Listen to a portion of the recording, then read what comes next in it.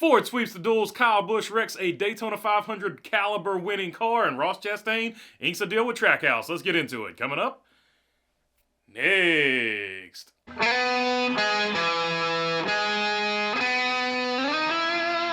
What is going on? I hope everybody is doing good today. All right, Ford swept the two races, two very different races, of course.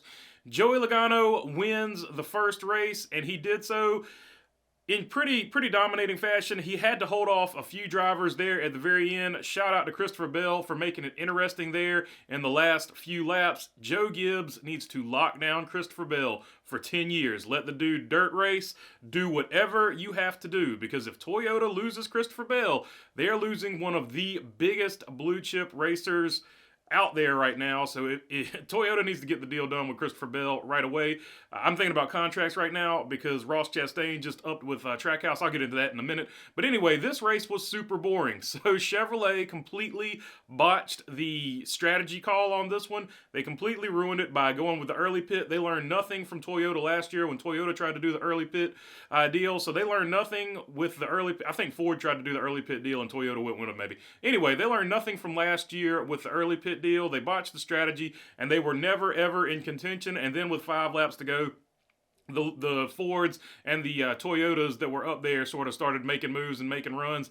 Bubba Wallace tried to push Christopher Bell. Christopher Bell almost got it done, but they just, at the end of the day, didn't quite have enough numbers with the Toyotas. But that's what I'm saying. Christopher Bell, with absolutely no help, almost went up there and stole this race from the Fords. And also in this race, Jimmy Johnson and Zane Smith were the two open cars that advanced. So Zane Smith did a good job, and he raced his way in. The second race being the exact opposite of the first race, of course. Aric Almirola wins this one. This one had a bunch of cautions. It had a bunch of things going on. First off, to start the race, NASCAR should have gave these guys practice because Connor Daly rolls out there and his car is just bouncing off the track. He couldn't lay down a qualifying lap because they didn't have practice to work the bugs out of the car. And then he almost had this race thrown away because he came out there and the car is just bouncing and jumping off the ground. He got an early caution. They were able to free the car up, get it off, put some rounds in it, get it off the bump stop. So anyway, he got lucky at the end of the day, so I'll just go ahead and spoil that part. He got lucky at the end of the day because there was a massive wreck, and it took out Austin Hill. Austin Hill couldn't finish the race. Connor Daly, by default, gets in, and of course, Travis Pastrana already had gotten in on speed, so those two advanced. Aric Almirola ends up winning this race, but the story of this race was Kyle Busch. Once again, Kyle Busch had what he called a Daytona 500 winning car.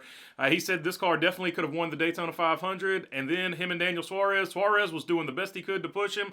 I don't think Suarez really necessarily did anything wrong so much as, once again, the Chevrolet noses do not line up very well for drafting. So Chevrolet honestly just needs to kind of write these races off because they just don't have the nose to push. But anyway, he got spun and he was upset, which anybody would be. If you had a Daytona 500 winning car, or even if you just think you have a Daytona 500 winning car, then obviously if you're not upset about losing a Daytona 500 car, check your pulse because you might not be with us, or you're in the wrong sport. But anyway, Kyle Busch upset about that, and understandably so. But this race was very much different from the first race. A lot of action, a lot of passing. Nobody was being complacent. There was a lot of movement and activity in this race, and it was a fun one to watch. All right, with that being said, let's take a look at your Daytona 500 starting grid. Alex Bowman and Kyle Larson will be on the front row. Joey Logano, Aric Almirola, row 2. Christopher Bell, Austin Cindric, Ryan Blaney, Chase Elliott, Chris Buescher, Brad Keselowski, Michael McDowell, Corey LaJoie are your top 12. Then, of course, we got Kevin Harvick, Todd Gilliland, Bubba Wallace, Martin Truex Jr., Zane Smith, Denny Hamlin, Harrison Burton, Ryan Preece, William Byron, Noah Gragson, Ross Chastain, Daniel Suarez, Eric Jones, Tyler Reddick, Austin Dillon, Justin Haley, AJ Allmendinger, Chase Briscoe, Ricky Stenhouse Jr., BJ McLeod, Ty Gibbs, Connor Daly, Cody Ware, Kyle Busch, Ty Dillon, Raleigh Herbst, Jimmy Johnson, and Travis Pastrana. Austin Hill and Chandler Smith failed to qualify.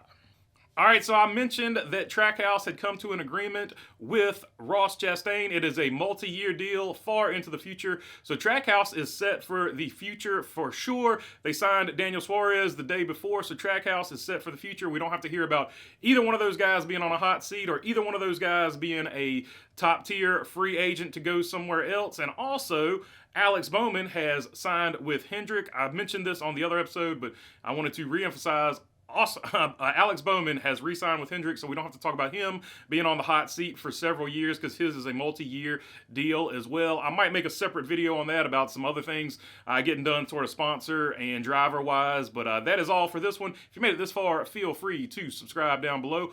All your subscriptions are appreciated, and if you're already subscribed, you know I appreciate you all as well. If you got a comment or question, anything like that, leave it down in the comment section. I try to get to as many of them as I can, and other than that, thanks for your time. Peace.